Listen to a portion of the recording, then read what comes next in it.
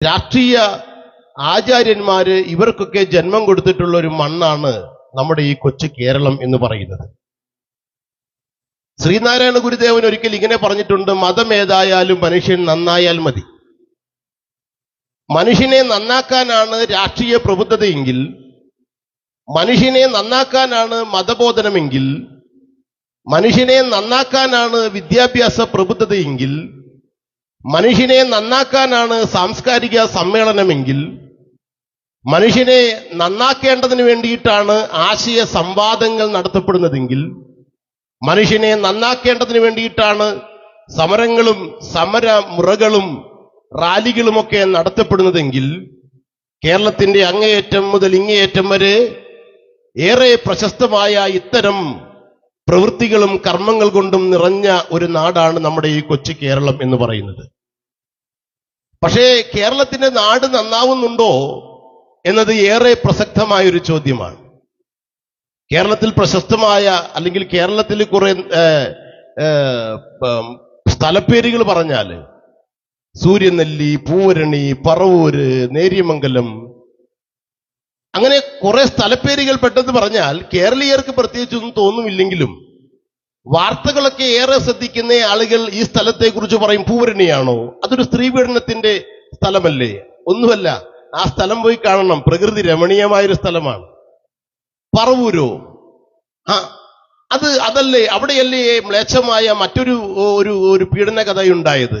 അതൊന്നുമല്ല. പറവൂർ എന്നൊക്കെ പറയുന്നത് സുനിൽ പി ഇളയിടത്തെ പോലെയുള്ള സാംസ്കാരിക നായകന്മാരൊക്കെ കവലകളിൽ പ്രസംഗിക്കുന്ന സ്ഥലമാണ്. അത്ര വിശേഷത അവിടെയുണ്ട്. പ്രതിപക്ഷ നേതാവിന്റെ ഇടമാണ്. അങ്ങനെ പറഞ്ഞാൽ നമ്മുടെ സ്ഥലങ്ങൾക്കൊക്കെ ഒട്ടേറെ പ്രത്യേകതകളൊക്കെ ഉണ്ട്, ഒരുപാട് സവിശേഷതകളുണ്ട്. പക്ഷെ ഇതൊക്കെ ഈ സ്ഥലങ്ങളൊക്കെ ഇത് ലോകത്തിൽ അറിയപ്പെട്ടുകൊണ്ടിരിക്കുന്നത് എന്തെങ്കിലുമൊക്കെ പീഡനങ്ങളുടെയോ കൊലപാതകങ്ങളുടെയോ ഒക്കെ പേരിലാണ് എന്നത് ഒരു ദുരന്തകാവ്യം പോലെ നാം നോക്കിക്കാണേണ്ട ഒന്നാണ്. അത്തരമൊരു സന്ദർഭത്തിൽ നാം നമ്മുടെ സമൂഹത്തെ ഒന്ന് വിലയിരുത്തുമ്പോൾ എന്താണ് ഇന്ന് സമൂഹത്തിൽ സംഭവിച്ചുകൊണ്ടിരിക്കുന്ന, നടമാടിക്കൊണ്ടിരിക്കുന്ന ഈ തിന്മയുടെ കാരണം എന്ന് നാം തേടുമ്പോൾ ആദ്യം ചെന്നെത്തി നിൽക്കുന്നത് മദ്യപാനത്തിലും ലഹരിയുടെ ഉപയോഗത്തിലും ഒക്കെയാണ്. 2022 മുതൽ ഇപ്പോഴത്തെ LDF സർക്കാർ വിമുക്തി എന്ന പേരിൽ ഒക്ടോബർ മാസം 9-ാം തീയതിയാണ് എന്റെ ഓർമ്മ, ഒരു പ്രചണ്ഡമായ ഒരു ലഹരി വിരുദ്ധ ബോധവൽക്കരണ പരിപാടി തന്നെ തുടങ്ങിയിട്ടുണ്ട്. ഇത് പണ്ട് ഞങ്ങളൊക്കെ ചെയ്യുമ്പോൾ വലിയ പരിഹാസമായിരുന്നു. ഞങ്ങളുടെ പാസ്റ്റർമാര്, അപ്പച്ചന്മാര് ഇത്രയും സജ്ജീകരണങ്ങളൊന്നും ഇല്ലാതെ കവലകളിൽ ചെന്ന് നിന്നിട്ട് അവരിങ്ങനെ പാടുമായിരുന്നു, ചാരായം കുടിക്കരുതേ, ധനം നശിച്ചിടും, മാനക്കേട് ഭവിച്ചിടും, അതുകൊണ്ട് ചാരായം കുടിക്കരുതേ. 1996 ബഹുമാനപ്പെട്ട AK ആന്റണി സർക്കാർ ചാരായം നിരോധിച്ചു. അങ്ങനെയാണെങ്കിൽ ചാരായം കുടിക്കരുതേ എന്ന് ഞങ്ങളുടെ അപ്പച്ചന്മാര് പാടാൻ തുടങ്ങിയിട്ട് എത്ര കാലമായി? അന്ന് ഞങ്ങൾ ഇങ്ങനെയൊക്കെ വന്ന് പാടുമ്പോൾ ആളുകൾ പരിഹസിക്കുമായിരുന്നു, കല്ലെറിയുമായിരുന്നു, ഉപദ്രവിക്കുമായിരുന്നു. ഇന്ന് അങ്ങനെയൊന്നുമില്ല. ഒരുപക്ഷെ പരിഹസിക്കുന്നവർ കണ്ടേക്കാം, തിരസ്കരിക്കുന്നവർ കണ്ടേക്കാം, പക്ഷെ സ്വീകരിക്കുന്നവരാണ് ഏറെയും എന്നത് അഭിമാനത്തോടുകൂടെ പറയാൻ കഴിയുന്ന ഒന്നാണ്. അപ്പൊ അന്ന് ലഹരിക്കെതിരെ പറയുമ്പോൾ അത്ര ഗൗരവം മനുഷ്യർ കൊടുത്തിട്ടില്ലെങ്കിൽ ഇന്നതേ മൈക്ക് സാങ്ഷന് വേണ്ടിയിട്ട് ഞങ്ങൾ പോലീസ് സ്റ്റേഷനിൽ ചെല്ലുമ്പോൾ അവിടുത്തെ CI പറയുകയാണ്, ബ്രദറെ ചെയ്യണം, പാസ്റ്റർ നിങ്ങൾ കൂടുതൽ ചെയ്യണം. കാരണം ലഹരിക്കെതിരെ മനുഷ്യൻ ശക്തമായ ബോധവൽക്കരണങ്ങൾ നടത്തേണ്ടുന്ന ഒരു പ്രത്യേക കാലമാണ് ഈ കാലം. ഞാനിപ്പോ ഇവിടെ അവിചാരിതമായിട്ട് ഞങ്ങളൊരു യാത്രയിൽ കണ്ടപ്പോൾ പങ്കെടുത്തതാണ് ഈ യോഗത്തിൽ. കാലടിയിൽ നിന്നാണ് ഞാൻ യാത്ര ചെയ്തു വരുന്നത്. കാലടിയിൽ എന്റെ വീടിനടുത്തൊരു പച്ചക്കറിക്കട നടത്തുന്ന 2 ചെറുപ്പക്കാരുണ്ടായിരുന്നു. ഒരു ദിവസം ഞാനതിലെ യാത്ര ചെയ്തപ്പോൾ ഒരു ആൾക്കൂട്ടം, മീഡിയാസ് ഒക്കെ വന്നിട്ടുണ്ട്, മനോരമയും റിപ്പോർട്ടറും ഏഷ്യാനെറ്റും ഒക്കെ വന്നിട്ടുണ്ട്. ഞാൻ അവിടെ ചെന്ന് കാര്യം അന്വേഷിച്ചു, എന്താ കാര്യം? അപ്പൊ അവര് പറയാണ്, മയക്കുമരുന്നിന്റെ എന്തോ ഒരു കേസാ. അപ്പൊ ഞാൻ വിചാരിച്ചു വല്ല 1/4 കിലോ കഞ്ചാവ് പിടിച്ചു കാണും. 1/4 കിലോ കഞ്ചാവ് കയ്യിലുണ്ടെങ്കിൽ ജാമ്യം കിട്ടത്തില്ല, നിങ്ങൾക്കറിയായിരിക്കുമല്ലോ. അപ്പൊ അതുമല്ലായിരിക്കും. പിറ്റേ ദിവസത്തെ പത്രം വായിച്ചപ്പോഴാണ് അറിഞ്ഞത്, ആ പച്ചക്കറി കട നടത്തിക്കൊണ്ടിരുന്ന ചെറുപ്പക്കാരിൽ നിന്നും അന്നേ ദിവസം 550 കോടി രൂപയുടെ ലഹരി പിടിച്ചു. 2 ദിവസം കഴിഞ്ഞപ്പോൾ അവർ മറ്റൊരിടത്ത് ഒളിപ്പിച്ചു വെച്ചിരുന്ന 500 കോടി രൂപയുടെ ലഹരി പിടിച്ചു. MDMA യും ചരസും ഹാഷിഷും ഒക്കെ അടങ്ങുന്ന ലഹരി വസ്തുക്കൾ 150 കോടി രൂപയുടെ ലഹരി വസ്തുക്കൾ അവർ പിടിച്ചു, പോലീസ് പിടിച്ചു. ചെറുപ്പക്കാരെ അറിയണം, നിങ്ങൾ നാട്ടുകാരെ അറിയണം, മാതാപിതാക്കളെ അറിയണം.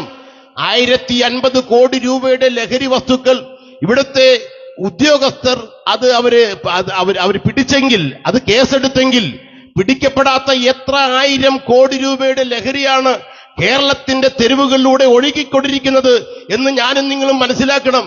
മാതാപിതാക്കളോട് ഞാൻ പറയാം, കുട്ടികൾക്കൊരു ഫോണും വാങ്ങിച്ചു കൊടുത്ത് അവരെ സ്കൂളിൽ പറഞ്ഞു വിട്ട് ചോദിക്കുന്നതെല്ലാം കൊടുത്തിട്ട് നിങ്ങൾ നിങ്ങളുടെ വഴിക്ക് പോയാൽ നിങ്ങൾ നിങ്ങളുടെ മക്കളെ ഓർത്ത് കരയേണ്ടി വരുമെന്നുള്ള ഒരു യാഥാർത്ഥ്യം ഞങ്ങൾക്ക് നിങ്ങളോട് പറയാനായിട്ടുണ്ട്. നിങ്ങൾ നിങ്ങളുടെ മക്കളെ കുറിച്ച് ജാഗ്രതയുള്ളവരാകണം. ഞാൻ പറയും, ഇവിടുത്തെ റെസിഡൻസ് അസോസിയേഷനുകളോട് ഞാൻ പറയുന്നു, ഒരു ജനജാഗ്രതാ സദസ്സ് ഇവിടെ ഉയർന്നു വരേണ്ടതായിട്ടുണ്ട്. മനുഷ്യൻ ജാഗ്രതപ്പെടേണ്ടതായിട്ടുണ്ട്. പറഞ്ഞു വരാം. മഹാത്മാഗാന്ധി പറഞ്ഞ ഒരു പ്രസിദ്ധമായ ഒരു വാചകമാണ് ഓർമ്മ വരുന്നത്. കുലപാതകവും വ്യഭിചാരവും ഞാൻ വെറുക്കുന്ന കൊടിയ 2 പാപങ്ങളാണ്, എന്നാൽ ഇവ രണ്ടിന്റെയും പെറ്റമ്മയും പോറ്റമ്മയും മദ്യമാണ് എന്ന് അദ്ദേഹം പറയുകയുണ്ടായി. എന്നാൽ ഇന്ന് കേരളക്കരയിൽ നടന്നുകൊണ്ടിരിക്കുന്നത് എന്താണ്? 2 ദിവസങ്ങൾക്ക് മുമ്പ് പത്രത്തിൽ നിങ്ങൾ വായിച്ചു കാണും, ഒരു വയസ്സ് കഴിഞ്ഞ ഒരു മനുഷ്യൻ, അദ്ദേഹത്തെ കോടതി 20 വർഷത്തേക്ക് ശിക്ഷിച്ചു. കാര്യം എന്താണെന്നറിയാമോ? ആ മനുഷ്യൻ സ്വത്ത് തർക്കത്തിന്റെ പേരിൽ സ്വന്തം സഹോദരനെയും സ്വന്തം പിതൃ സഹോദരനെയും കയ്യിൽ കരുതിയിരുന്ന കഠാരയുമായിട്ട് ആ മനുഷ്യനെ കൊന്നുകളഞ്ഞു. ആ കാരണത്താൽ ആ മനുഷ്യനെ പോലീസ് കോടതി ശിക്ഷിച്ച് ജയിലിൽ അടച്ചിട്ടുണ്ട്. എന്തൊക്കെയാണ് ഇവിടെ നടക്കുന്നത് കേട്ടില്ലേ?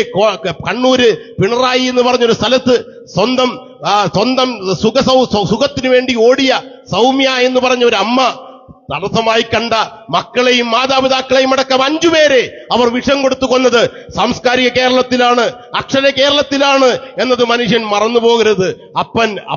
അപ്പനെയും അമ്മയെയും കൊല്ലാൻ മടിയില്ലാത്ത തലമുറ, മക്കളെ പാറയിലടിച്ച് കൊല്ലാൻ മടിയില്ലാത്ത അപ്പനും അമ്മയും, വിഷം കൊടുത്തു കൊല്ലാൻ മടിയില്ലാത്ത സഹോദരങ്ങൾ, അതേ വഴിത്തർക്കത്തിന്റെ പേരിൽ മനുഷ്യനെ കൊന്നുകളയാൻ മടിയില്ലാത്ത മനുഷ്യരിവിടെ വയലൻസ് എന്ന് പറഞ്ഞുകൊണ്ട് അക്രമാസക്തരായിരിക്കുന്നു. കാര്യം എന്താണെന്ന് അറിയണ്ടേ? മനുഷ്യന്റെ സ്വബോധത്തിലല്ല മനുഷ്യൻ ഇതെല്ലാം ചെയ്യുന്നത്. അവന്റെ സിരകളിൽ ഓടുന്ന ലഹരിയുടെ, MDMA-യുടെ, കഞ്ചാവിന്റെ, ആശിഷിന്റെ, ചരസിന്റെ തുടങ്ങിയ ലഹരിയുടെ ആ കാണാക്കയങ്ങൾ, ആ നീരാളിപ്പിടുത്തം മനുഷ്യനല്ലാതാക്കി മാറ്റുന്നു. തൃശൂർ വിയ്യൂർ സെൻട്രൽ ജയിലിൽ ഒരിക്കൽ ഇതുപോലൊരു പ്രസംഗത്തിന് വേണ്ടി കടന്നുപോയപ്പോ ഒരു മനുഷ്യനെ കണ്ടു, സൗമ്യനായൊരു മനുഷ്യൻ. അദ്ദേഹത്തിന് പാട്ട് ഇഷ്ടപ്പെട്ടു, സന്ദേശം ഇഷ്ടപ്പെട്ടു. എന്റെ അടുക്കൽ വന്നിട്ട് സംസാരിച്ചു. നല്ലൊരു മനുഷ്യൻ. ഞാൻ വിചാരിച്ചു ആ മനുഷ്യൻ തെറ്റൊന്നും ചെയ്യാതെ ആ ജയിലിൽ വന്നതാ. ഞാൻ ചോദിച്ചു, സുഹൃത്തെ, എന്താ താങ്കൾ ചെയ്ത തെറ്റ്? ആ മനുഷ്യൻ പറയുകയാണ്, ഞാൻ ചെയ്ത തെറ്റ് എന്താണെന്ന് നിങ്ങളോട് പറഞ്ഞാൽ ബ്രദർ എന്നെ ഇഷ്ടപ്പെടുകയില്ല, ബ്രദർ എന്നോട് സംസാരിക്കില്ല. ഞാൻ പറഞ്ഞു, നിങ്ങളുടെ പാപം കടുംചുവപ്പായാലും ക്ഷമിക്കുന്ന ഒരു യേശുവിനെയാണ് ഞാൻ പ്രസംഗിച്ചത്. ബ്രദർ കാര്യം പറ. അപ്പൊ അദ്ദേഹം പറയുകയാണ്, ഞാൻ ചെയ്ത തെറ്റ് എന്റെ സ്വന്തം മകളെ, എനിക്കുമുണ്ട് 2 പെൺകുട്ടികൾ. ഞാൻ ഇത് പറയുമ്പോൾ ഈ മൈക്രോഫോണിലൂടെ പറയാൻ എനിക്ക് മടിയുണ്ട്, ലജ്ജയുണ്ട്, എങ്കിലും പറയുക, എന്റെ സ്വന്തം മകളെ ഞാൻ ലൈംഗികമായിട്ട് ദുരുപയോഗം ചെയ്തു. ലജ്ജാവഹം. ഞാൻ ആ മനുഷ്യനോട് ചോദിച്ചു, താങ്കൾക്ക് അങ്ങനെ ഒരു തെറ്റ് ചെയ്യാൻ എങ്ങനെ തോന്നി? ആ മനുഷ്യൻ പറഞ്ഞു, ഞാൻ നല്ലൊരു അപ്പനായിരുന്നു, ഞാൻ നല്ലൊരു ഭർത്താവായിരുന്നു, ഞാൻ നല്ലൊരു കുടുംബസ്ഥനായിരുന്നു. പക്ഷേ ലഹരി എന്റെ സിരകളിൽ ആവേശിച്ച ഏതോ ഒരു ഭ്രാന്തമായ നിമിഷത്തിൽ എനിക്ക് എന്റെ മകളെ മകളായി കാണാൻ കഴിഞ്ഞില്ല, ഞാൻ നശിച്ചുപോയി എന്ന് അദ്ദേഹം പറയുകയുണ്ടായി. എന്റെ വാക്കുകൾ ഞാൻ ചുരുക്കട്ടെ. മാനത്തോടിരിക്കുന്ന മനുഷ്യൻ വിവേകഹീനനായാൽ അവൻ നശിച്ചു പോകുന്ന മൃഗങ്ങൾക്ക് തുല്യനത്രേ. മനുഷ്യൻ നശിച്ചു പോകുന്ന മൃഗങ്ങൾക്ക് തുല്യനായി മനുഷ്യനെ അധപ്പതിപ്പിക്കുന്ന ലഹരിയുടെ കാണാക്കയങ്ങളിൽ നിന്ന്, ലഹരിയുടെ ആ രക്തരൂക്ഷിത കെടുതികളിൽ നിന്ന് മനുഷ്യൻ രക്ഷപ്പെടണമെന്നുള്ള ആഴമായ ഒരു ആഗ്രഹം ഞങ്ങളുടെ ഹൃദയത്തിൽ നിറഞ്ഞു നിൽക്കുന്നുണ്ട്. എനിക്ക് അഭിമാനത്തോടെ പറയാൻ കഴിയും, ഈ പുതുശ്ശേരിയിലുള്ള IPC ഹെബ്രോൻ ചർച്ചിലെ ഇവിടെ കൂടിയിരിക്കുന്ന ഞങ്ങളുടെ പിതാക്കന്മാരും മാതാക്കളുമായ മനുഷ്യർ, എന്റെ പിമ്പിൽ ഇങ്ങനെ അണിനിരന്നിട്ടുള്ള ചെറുപ്പക്കാരായ മനുഷ്യർ, ഇവരാരും ലഹരി ഉപയോഗിക്കുന്നവരല്ല എന്നത് ധൈര്യത്തോടെ എനിക്കിവിടെ പറയാൻ കഴിയും. നിങ്ങൾ ആരും ഞങ്ങളുടെ നേർക്ക് കൈ ചൂണ്ടി സുഹൃത്തെ താങ്കൾ പറഞ്ഞ തെറ്റാണെന്ന് പറയുകയില്ല.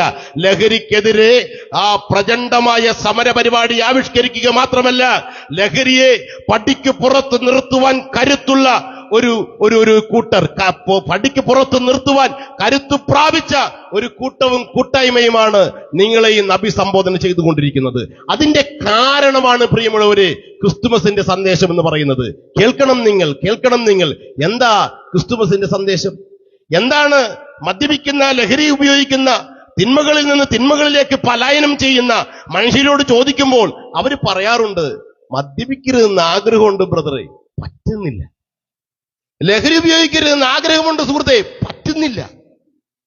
വേറെ ഒരാള് എന്നോടൊരിക്കൽ പറയുകയുണ്ടായി, എടാ രാവിലെ വീട്ടിൽ നിന്ന് ഇറങ്ങുമ്പോ, എന്നെ എടാ എന്നൊക്കെ വിളിക്കാൻ ഫ്രീഡം ഉള്ളൊരു മനുഷ്യനാ, എടാ രാവിലെ വീട്ടിൽ നിന്ന് ഇറങ്ങുമ്പോ വൈകുന്നേരം ബിവറേജ് ഷോപ്പിൽ കയറാതെ വീട്ടിൽ വരണമെന്നാണ് ആഗ്രഹം.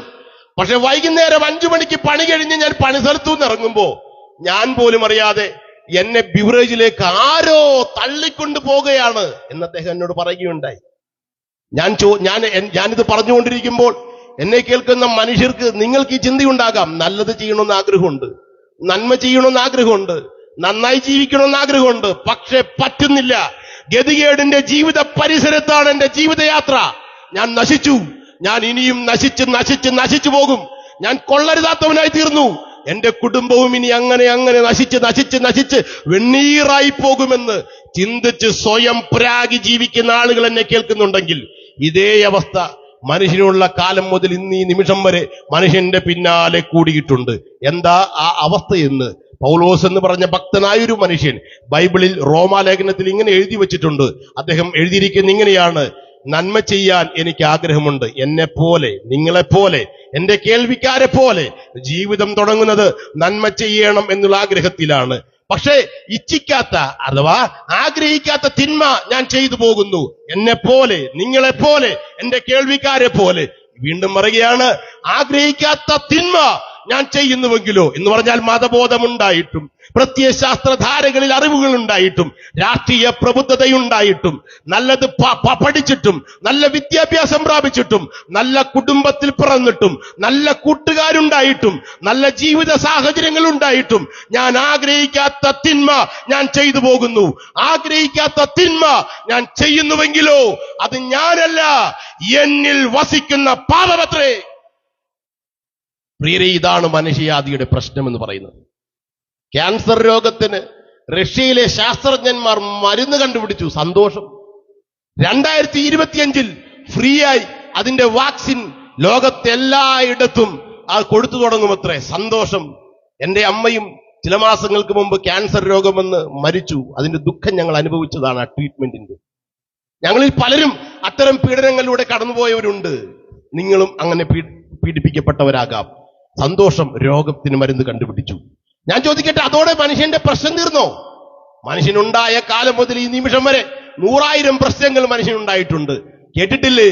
അരി എവിടെ, പണി എവിടെ, തുണി എവിടെ, സർക്കാരെ പറയൂ സർക്കാരെ, അരി എവിടെ, പണി എവിടെ, തുണി എവിടെ, സർക്കാരെ എന്ന് പറഞ്ഞുകൊണ്ട് ഇവിടുത്തെ വിപ്ലവ പാർട്ടികൾ ആകാശത്തേക്ക് മുഷ്ടി ചുരുട്ടി ഇൻകിലാബ് വിളിച്ചിട്ടുണ്ട്.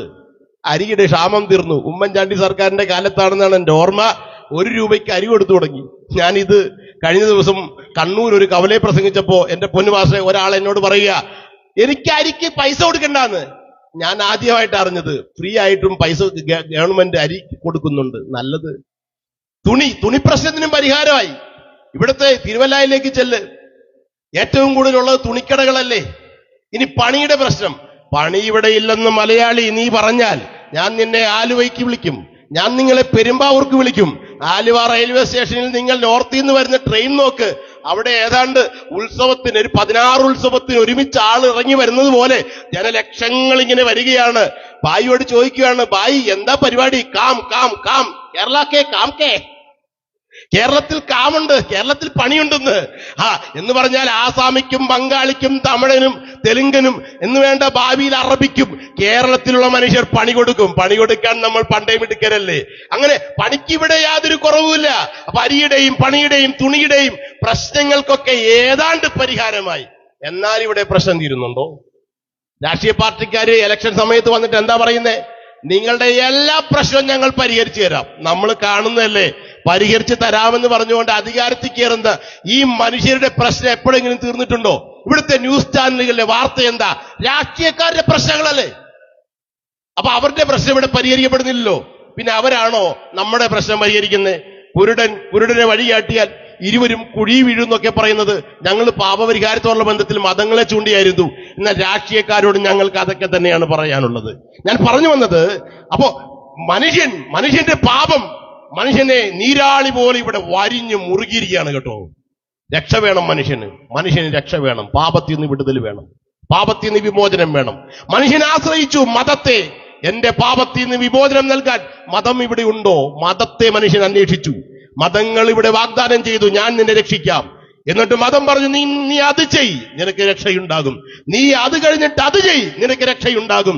കാലങ്ങളായി, വർഷങ്ങളായി, ആണ്ടോടാണ്ട് ആവർത്തിക്കപ്പെടുന്ന യാഗങ്ങളും യോഗങ്ങളും വഴിപാടുകളും കർമ്മകാണ്ഡ പ്രവൃത്തികളും എല്ലാം മനുഷ്യനെ ചൂണ്ടി മതം സമ്മതിക്കുന്നൊരു കുറ്റസമ്മതമുണ്ട്. മനുഷ്യരെ, നിങ്ങൾ അകപ്പെട്ടിരിക്കുന്ന പാപത്തിന്റെ കുഴിയിൽ നിന്നും നിങ്ങളെ രക്ഷിക്കാനുള്ള കരുത്ത് ഞങ്ങൾക്കില്ല, ഞങ്ങൾ പരാജയപ്പെടുകയാണ് എന്ന് പറഞ്ഞുകൊണ്ട് അവരവിടെ പരാജയം സമ്മതിക്കുകയാണ്. അത്തരമൊരു ഗതികേടിന്റെ ജീവിത വൃത്താന്തമാണ് മതങ്ങൾക്ക് മനുഷ്യനെ കുറിച്ച് പറയാനുള്ളത്. അങ്ങനെ മനുഷ്യൻ നിലവിളിച്ചു. പാപോഹം പാപ കർമ്മോഹം പാപാൽപ പാപസംഭവ ത്രാഹിമാം പുണ്ടരി ഗക്ഷേ സർവയജ്ഞേ ശിരോ ഹരേ എന്ന് പറഞ്ഞുകൊണ്ട് ഉപനിഷത്തുകൾ പറഞ്ഞു, ഞാനൊരു പാപിയാണ്. ഇബ്ലീസിന്റെ കുത്തേൽക്കാത്തവരായി, പാപികൾ അല്ലാത്തവരായി ഈ ദുനിയാവിൽ ഒരുത്തൻ പോലുമില്ല. ഞാനൊരു പാപിയാണ്. മതങ്ങൾ സമ്മതിക്കുകയാണ്.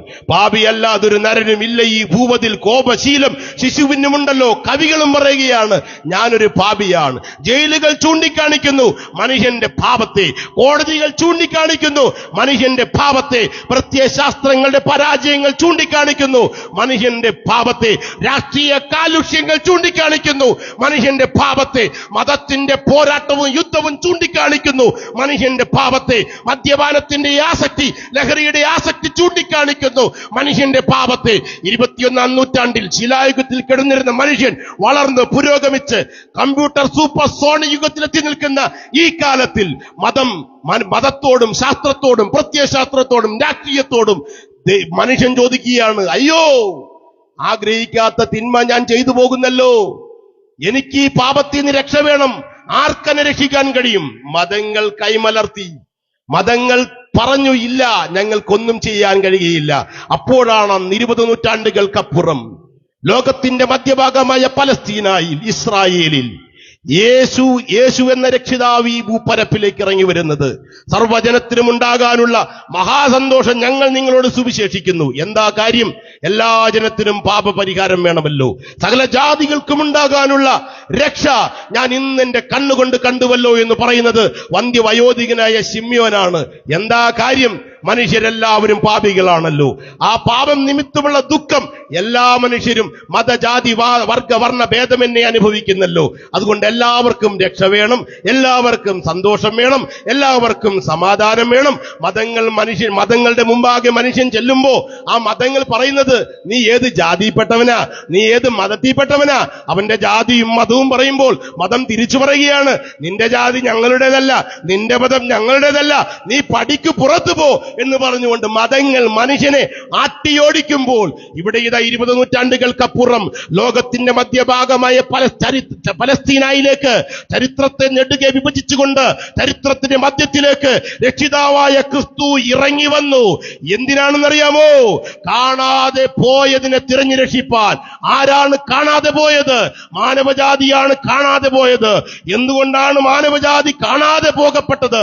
മാനവജാതി മനുഷ്യന്റെ പാപം മുഖാന്തരം ദൈവത്തിൽ നകന്നുപോയി. എല്ലാവരും ദൈവത്തിൽ നകന്നുപോയി. അങ്ങനെ ദൈവത്തിൽ നകന്നുപോയ മനുഷ്യരെ രക്ഷിക്കേണ്ടതിന് വേണ്ടി, പാപികളെ രക്ഷിക്കേണ്ടതിന് വേണ്ടി, പാപത്തെ വെറുത്ത് പാപിയായ മനുഷ്യനെ സ്നേഹിച്ച് ഈ മണ്ണിലേക്ക് ഉദയം ചെയ്ത രക്ഷിതാവിന്റെ പേരാണ് കർത്താവായ യേശുക്രിസ്തു.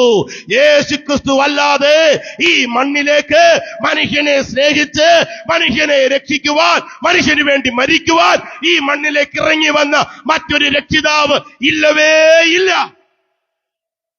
പ്രിയമുള്ളവരെ, യേശു പാപരഹിതനായി ഈ ഭൂമിയിൽ ജീവിച്ചു കേട്ടോ. പാപം കൂടാതെ യേശു ജീവിച്ചു. യേശുവിന്റെ ജനനവും ഉപദേശവും ഒക്കെ നിസ്തുല്യമാണ്. നിർത്തി പറയാൻ നിന്ന ഇന്ന് ഈ ഒറ്റയോഗം കൊണ്ട് ഞങ്ങളുടെ ഉച്ചയാക്കേണ്ടി വരും. സമയപരിധിയുണ്ട്. എന്റെ വാക്കുകൾ ഞാനിവിടെ ചുരുക്കുകയാണ്. ആഗ്രഹിക്കാത്ത തിന്മ മനുഷ്യൻ ചെയ്തു പോകുന്നു. ആഗ്രഹിക്കാത്ത തിന്മ ഞാൻ ചെയ്യുന്നെങ്കിലോ അത് ഞാനല്ല, എന്നിൽ വസിക്കുന്ന പാപമത്രേ. മാനവജാതിയെ വരിഞ്ഞു മുറിക്കുന്ന മാരകമായ അർബുദമാണ് പാപമെന്ന് പറയുന്നത്. ആ പാപത്തിൽ നിന്ന് മനുഷ്യൻ രക്ഷിക്കേണ്ടതിന് വേണ്ടി ഈ ഭൂമിയിലേക്ക് യേശു എന്ന രക്ഷിതാവ് ഇറങ്ങി വരുന്നു. യേശു പാപം കൂടാതെ ജനിച്ചു, പാപം കൂടാതെ ജീവിച്ചു. യേശുവിന്റെ ക്രൂശ് മരണത്തിന്റെ ചരിത്രമൊക്കെ നിങ്ങൾക്ക് എല്ലാവർക്കും അറിയാം. യേശുവിന്റെ ക്രൂശ് മരണം എന്തിനു വേണ്ടിയിട്ടായിരുന്നു എന്ന ആ വലിയ ചോദ്യം മാനവജാതിന് മുമ്പാകെ ഉയർന്നു കേൾക്കുന്നുണ്ട്. നീതിമാനായവനല്ലേ, പരിശുദ്ധനായവനല്ലേ, പാപം ചെയ്യാത്ത ദൈവമല്ലേ? പിലാത്തോസ് പറഞ്ഞില്ലേ ഈ മനുഷ്യൻ നീതിമാനാണെന്ന്? പിലാത്തോസിന്റെ ഭാര്യ പറഞ്ഞില്ലേ ഈ മനുഷ്യൻ നീതിമാനാണെന്ന്? യേശു കർത്താവിനെ ക്രൂശിക്കുവാനായിട്ട് ചുംബനം കൊണ്ട് ഒറ്റിക്കൊടുത്ത യൂദാ പറഞ്ഞില്ലേ ഞാൻ കുറ്റമില്ലാത്ത രക്തത്തെയാണ് കാണിച്ചു കൊടുത്തതെന്ന്? യേശു ക്രിസ്തുവിനെ ക്രൂശിക്കുവാനായിട്ട് നേതൃത്വം കൊടുത്ത ശതാധിപനായ മനുഷ്യൻ, പട്ടാളക്കാരൻ, ഒടുക്കം പറഞ്ഞത് എന്താണ്? ഈ മനുഷ്യൻ വാസ്തവമായി ദൈവപുത്രനായിരുന്നു. സത്യം. സാത്താൻ പോലും പറയുകയുണ്ടായി, അത്യുന്നതനായ ദൈവത്തിന്റെ പുത്ര, എനിക്കും നിനക്കും തമ്മിൽ എന്ത്? പറഞ്ഞു വന്നതിന്റെ സാരം, ഈ ലോകത്തിലെ മനുഷ്യരും പൈശാചിക സത്വങ്ങൾ ഉൾപ്പെടെ ക്രിസ്തുവിനെ ക്രൂശിക്കുവാൻ നേതൃത്വം കൊടുത്ത സകലരും ഉൾപ്പെടെ ഒരുപോലെ സമ്മതിച്ച നഗ്നമായ ഒരു യാഥാർത്ഥ്യമുണ്ട്. യേശുവിനെ ചൂണ്ടിയിട്ട്, ഇതാ ലോകത്തിന്റെ പാപം ചുമക്കുന്ന നിർദോഷമായ കുഞ്ഞാട്, ഒരു പാപവും ചെയ്യാത്ത, ഒരു തിന്മയും ചെയ്യാത്ത കാരുണ്യവാനായ പരിപാവനനായ ഒരു ക്രിസ്തുവിനെ വിശുദ്ധ ബൈബിൾ ചൂണ്ടിക്കാണിക്കുകയുണ്ടായി. എന്നിട്ടും യേശു ക്രിസ്തുവിന്റെ ക്രൂശുമരണം സംഭവിച്ചു. എന്തുകൊണ്ട്? യേശുവിന്റെ ക്രൂശുമരണം ലോകത്തിൽ അവിചാരിതമായി സംഭവിച്ചതല്ല, അതൊരു കൊലപാതക മരണവുമായിരുന്നില്ല. യേശു ക്രിസ്തുവിന്റെ ക്രൂശുമരണം യേശു തന്നെ പറഞ്ഞിട്ടുണ്ട്, മനുഷ്യപുത്രൻ ശുശ്രൂഷ ചെയ്യിപ്പാനല്ല, ശുശ്രൂഷിപ്പാനും അനേകർക്ക് വേണ്ടി തന്റെ ജീവനെ മറുവിലയായി മരിക്കാൻ വേണ്ടിയിട്ട് ഈ ഭൂമിയിലേക്ക് വന്നു എന്ന് പ്രഖ്യാപിച്ച ഒരൊറ്റ ആളെയുള്ളൂ, അത് കർത്താവാണ്. ഈ മരിക്കാൻ വേണ്ടി ഈ ഭൂമിയിൽ വന്നതെന്റെ യേശു മാത്രമാണ്. ഇപ്പൊ മനുഷ്യർ ചിന്തിക്കും, പിന്നെ നമ്മളൊക്കെ ചിരഞ്ജീവി ആകാനല്ലോ? അല്ല, കേട്ടിട്ടില്ലേ? മനസ്സില്ല, ഞങ്ങൾക്ക് മനസ്സില്ല, മരിക്കാൻ ഞങ്ങൾക്ക് മനസ്സില്ല. തൊഴിലാളി, ഇത് തൊഴിലാളി, മരിക്കാൻ ഞങ്ങൾക്ക് മനസ്സില്ല എന്ന് പറഞ്ഞുകൊണ്ട് വിപ്ലവ പാർട്ടികൾ മുഷ്ടിചുരുട്ടി വിളിച്ചിട്ടുള്ള ഇൻകിലാബുകൾ നിങ്ങൾ ഓർക്കുന്നില്ലേ? ചോദിക്കണം പാർട്ടിയോട്, എന്നിട്ടും നിങ്ങൾ മരിക്കുന്നല്ലോ, അതെന്തുകൊണ്ടാ? എന്റെ പൊന്നെ, മരിക്കാൻ ആഗ്രഹമില്ല, പക്ഷെ ഗതികേട് കൊണ്ടങ്ങ് ചത്തുപോകുകയാന്നേ. എന്നാൽ ക്രിസ്തു അങ്ങനെയല്ല. യേശു ക്രിസ്തു ഈ ഭൂമിയിൽ വന്നത് മാനവജാതിയുടെ പാപങ്ങളെ ഏറ്റെടുത്തുകൊണ്ട് കാൽവറി ക്രൂശിൽ മരിക്കാൻ വേണ്ടിയിട്ട് മനസ്സോടെ വരികയായിരുന്നു. ആ മനസ്സിന്റെ പ്രേരണ ഘടകം നമ്മളോടുള്ള, മനുഷ്യരോടുള്ള സ്നേഹമായിരുന്നു. ക്രിസ്തു യേശു പാപികളെ രക്ഷിപ്പാൻ ലോകത്തിൽ വന്നു എന്നുള്ളത് വിശ്വാസ്യവും എല്ലാ മനുഷ്യരും അംഗീകരിപ്പാൻ യോഗ്യവുമായ വചനം തന്നെ. പ്രിയരേ, ഈ പുതുശ്ശേരി കവലയിൽ എന്നെ കേൾക്കുന്ന മാന്യ സഹോദരങ്ങളെ, കൂടപ്പിറപ്പേ, വളരെ സ്നേഹത്തോടെ, വളരെ ഉത്തരവാദിത്വത്തോടുകൂടെ ഈ കവലയിൽ ഞങ്ങൾ നിങ്ങളോട് ഒരിക്കൽ കൂടെ ഓർമ്മിപ്പിക്കുകയാണ്, നിങ്ങളുടെ ജീവിതം ഈ യേശുവിന് കൊടുക്കാമോ? ക്രിസ്തുമസ് ആളുകൾ പലരും ചിന്തിച്ചു വച്ചിരിക്കുന്നത് യേശു പുൽക്കൂട്ടിൽ ജനിച്ചു എന്നാണ്. അതിന്റെ തർക്കവിതർക്കങ്ങളിലേക്കൊന്നും പോകാൻ ഞങ്ങൾ ആഗ്രഹിക്കുന്നില്ല. ഇനി യേശു പുൽക്കൂട്ടിലോ വഴിയരികിലോ എവിടെയോ ജനിച്ചോ ആകട്ടെ, ജനിച്ചു, സത്യമാണ്. പക്ഷേ പുൽക്കൂട്ടിൽ ജനിച്ചു എന്നൊക്കെ നിങ്ങൾ വിശ്വസിക്കുന്ന, ചിലരെങ്കിലും വിശ്വസിക്കുന്ന, വഴിയരികിൽ ജനിച്ചു എന്ന് വിശ്വസിക്കുന്ന, അല്ലെങ്കിൽ ജനിച്ചു എന്ന് ക്രിസ്തു വിശ്വസിക്കുന്ന, മനുഷ്യർ വിശ്വസിക്കുന്ന ആ കർത്താവായ യേശു ക്രിസ്തുവിനെ നിങ്ങളുടെ ഹൃദയങ്ങളിൽ ജനിക്കാനായിട്ടൊരു അവസരം നിങ്ങൾ കൊടുക്കുമോ എന്നാണ് ഞങ്ങൾക്ക് നിങ്ങളോട് ചോദിക്കാനായിട്ടുള്ളത്. യേശു ക്രിസ്തു നിങ്ങളുടെ ഹൃദയങ്ങളിൽ ജനിക്കേണ്ടതിന് വേണ്ടി നിങ്ങളുടെ ഹൃദയ കവാടങ്ങളെ ക്രിസ്തുവിന് വിട്ടുകൊടുക്കാമോ? ഇന്നീ നിമിഷം വരെ പാപം ആണ്ടുകിടക്കുന്ന ഹൃദയഭൂമിയാകാം നിങ്ങളുടെ ഭൂമി. പാപത്തിന്റെ മൂർത്തിമദ്ഭാവമായ പൈശാചികൻ സിംഹാസനമിട്ട് നിങ്ങളുടെ ഹൃദയങ്ങളിൽ വാണിട്ട് നിങ്ങളെ പാപത്തിന്റെ ചേറ്റുകണ്ടത്തിലേക്ക് വലിച്ചു കൊണ്ടുപോകുന്ന ഒരു ഗതികെട്ട ജീവിതമായിരിക്കാം നിങ്ങളെ നയിക്കുന്നത്. നിങ്ങളുടെ ജീവിതത്തിലെ അസമാധാനത്തിനും അസന്തോഷത്തിനും ദുഃഖത്തിനും കണ്ണുനീരിനും ഒക്കെ കാരണം ആ പാപം തന്നെയാണ് എന്ന വസ്തുത മനുഷ്യൻ മനസ്സിലാക്കിയിട്ട് ഇന്ന് പകൽ എന്റെ ഈ പ്രസംഗം കേട്ട ആർക്കെങ്കിലും യേശു എന്റെ രക്ഷിതാവാണ്, യേശു ക്രിസ്തു എന്റെ പാപത്തിന് വേണ്ടി ജനിച്ച് മരിച്ച് അടക്കപ്പെട്ട് ഉയർത്തെഴുന്നേറ്റ എന്റെ രക്ഷിതാവാണ്, ആ യേശുവിനെ ഞാൻ ഹൃദയം കൊണ്ട് സ്വീകരിക്കാൻ ആഗ്രഹിക്കുന്നു. പാപമംഗലമായ എന്റെ ജീവിതത്തെ പുറകിൽ എറിഞ്ഞു കളഞ്ഞിട്ട് ക്രിസ്തുവിൽ ഒരു പുതിയ സൃഷ്ടിയായി ജീവിക്കാൻ എനിക്ക് ആഗ്രഹമുണ്ട്. നിങ്ങൾക്ക് എന്നെ സഹായിക്കാൻ കഴിയുമോ എന്നൊരു ചോദ്യം നിങ്ങൾ നിങ്ങൾ ഉയർത്തുന്നുണ്ടെങ്കിൽ എനിക്ക് നിങ്ങളെ സഹായിക്കാൻ കഴിയും. ഞങ്ങളുടെ പാസ്റ്റർ ഫെയ്ത്ത് ബ്രദറിനെ നിങ്ങളെ സഹായിക്കാൻ കഴിയും. ഇവിടെ നടന്നിരുന്നിട്ടുള്ള ജസ്റ്റിൻ ജോർജ്, ജോൺസൺ കുമ്പരാട് അടക്കമുള്ള, രതീഷ് അടക്കമുള്ള പാസ്റ്റർമാർക്ക് നിങ്ങളെ സഹായിക്കാൻ കഴിയും. ഞങ്ങൾക്കൊരു കാര്യം നിങ്ങളോട് ചൂണ്ടിക്കാണിക്കാൻ കഴിയും, യേശുവിനെ ചൂണ്ടിക്കാണിക്കാനും കഴിയും. ഇതാ ലോകത്തിന്റെ പാപത്തെ ചുമന്നൊഴിക്കുന്ന ദൈവകുഞ്ഞാടായവൻ ഒരു ക്രിസ്തുമസ് ദിനത്തിൽ ഇവിടെ ഇവിടെ ഈ മണ്ണിലേക്ക് ഇറങ്ങി വരികയായിരുന്നു, ഭൂജാതനാകുകയായിരുന്നു. ആ കർത്താവായ യേശു ക്രിസ്തുവിനെ നിങ്ങളുടെ ഹൃദയങ്ങളിലേക്ക് ഏറ്റെടുക്കുവാനായിട്ട് നിങ്ങൾ തയ്യാറാകുമോ? ഒരുപക്ഷെ നിങ്ങൾക്ക് ജീവിതത്തിൽ പ്രതീക്ഷയില്ല. കാരണം പാപമംഗിലമാണ്. ക്ലാവ് പോലെ നിങ്ങളുടെ ജീവിതത്തിലെ പാപത്തിന്റെ കറകൾ നിങ്ങളുടെ ഹൃദയനിലങ്ങളെ ആഴ്ന്നിറങ്ങിയിട്ടുണ്ടാകാം. രക്ഷയ്ക്ക് വകയില്ല എന്ന് നിങ്ങൾ ചിന്തിക്കുന്നുണ്ടെങ്കിൽ ഓർക്കുക സഹോദരങ്ങളെ, പ്രവാചകൻ പറയുന്നുണ്ട്, വരുവിൻ നമുക്ക് തമ്മിൽ വാദിക്കാം. നിങ്ങളുടെ പാപങ്ങൾ കടും ചുവപ്പായിരുന്നാലും അത് ഹിമം പോലെ, അത് രക്താംബരം പോലെ ചുവപ്പായിരുന്നാലും അത് ഹിമം പോലെ വെളുക്കും. അത്രമാത്രം പാപത്തിന്റെ കറകളെ കഴുകിക്കളയുവാൻ കരുത്തുള്ള ഒരു പുണ്യ നദിയും ഇവിടെ ഉണ്ടായിട്ടില്ലെങ്കിലും 20 നൂറ്റാണ്ടുകൾക്കപ്പുറം കാൽവറിയിലെ ക്രൂശിൽ യേശു ക്രിസ്തുവിനെ വിലാപ്പുറത്തു നിന്നും ഒഴുകിത്തുടങ്ങിയ ആ ജീവന്റെ നദിയുണ്ട്, ആ രക്തനദിയുണ്ട്, യേശു കർത്താവിന്റെ രക്തത്തിന്റെ നദി. ആ രക്തത്തിനൊരു പ്രത്യേകതയുണ്ട്. മനുഷ്യപുത്രന്റെ രക്തം, യേശുവിന്റെ രക്തം മനുഷ്യന്റെ സകല പാപവും പോക്കി ശുദ്ധീകരിക്കുന്നു. ജാതി ഏതുമാകട്ടെ, വർഗവും മതവും ഏതുമാകട്ടെ, മനുഷ്യനാണോ നിങ്ങൾ, നിങ്ങളുടെ ഹൃദയത്തിന്റെ, നിങ്ങളുടെ ജീവിതത്തിന്റെ പാപത്തിന്റെ കറയെ പൂർണ്ണമായി കഴുകിക്കളയുവാൻ ഈ യേശു കർത്താവിന് കഴിയും. ഈ യേശുവിന് മാത്രമേ കഴിയൂ. അതുകൊണ്ടാണ് കവലയിൽ ഞങ്ങൾ ഇങ്ങനെ വിളിച്ചു പറയാറുണ്ട്, മറ്റൊരുത്തരിലും രക്ഷയില്ല. മനുഷ്യൻ രക്ഷിക്കപ്പെടുവാൻ ആകാശത്തിന് കീഴിൽ മനുഷ്യരുടെ ഇടയിൽ നൽകപ്പെട്ട വേറെ ഒരു നാമമില്ല, യേശു എന്ന നാമമല്ലാതെ. പ്രിയരെ, ഞങ്ങളുടെ ഈ പ്രയത്നം അത് ഈ ദേശത്തെ സ്നേഹിച്ചുകൊണ്ടാണ്. ഒരിക്കൽ കൂടെ പറയട്ടെ, ഈ ദൈവ സ്നേഹത്തിലേക്ക്, ഈ ക്രിസ്തുവിന്റെ സ്നേഹത്തിലേക്ക്, ഈ യഥാർത്ഥ ക്രിസ്തുമസിലേക്ക് ഞങ്ങൾ നിങ്ങളെ ഹാർദവമായി സ്വാഗതം ചെയ്തുകൊണ്ട് എനിക്കിങ്ങനെ ഒരവസരമൊരുക്കിയ പ്രിയപ്പെട്ടവരോടുള്ള, ഫെയ്ത്ത് ബ്ലസൻ പാസ്റ്ററോടുള്ള ഹൃദയംഗമായ നന്ദിയെയും പ്രകാശിപ്പിച്ചുകൊണ്ട് വാക്കുകളെ അവസാനിപ്പിക്കട്ടെ. നന്ദി, നമസ്കാരം.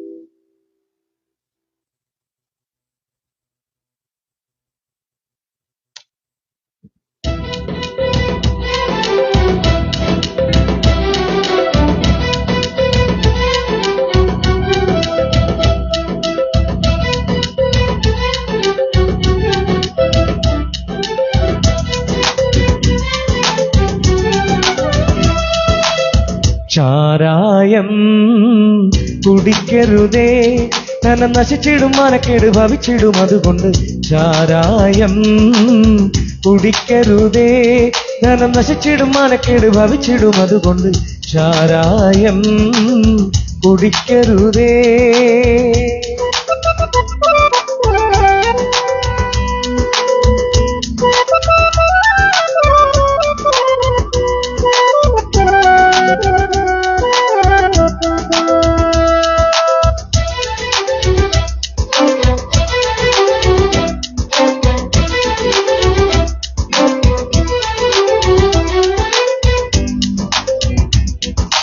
ഉദ്യോഗസ്ഥനായാലും വിദ്വാനായിരുന്നാലും ഗദ്യപദ്യ കൃതിക്കൊക്കെ ഗണ്യനായി ഭാവിച്ചാലും, ഉദ്യോഗസ്ഥനായാലും വിദ്വാനായിരുന്നാലും ഗദ്യപദ്യ കൃതിക്കൊക്കെ ഗണ്യനായി ഭാവിച്ചാൽ മദ്യപാനം തുടങ്ങിയാൽ സമ്പാദ്യമെല്ലാം നശിച്ചിടും. അതുകൊണ്ട് ചാരായം കുടിക്കരുതേ, ധനം നശിച്ചിടും, മനക്കേട് ഭവിച്ചിടും. അതുകൊണ്ട് ചാരായം കുടിക്കരുതേ.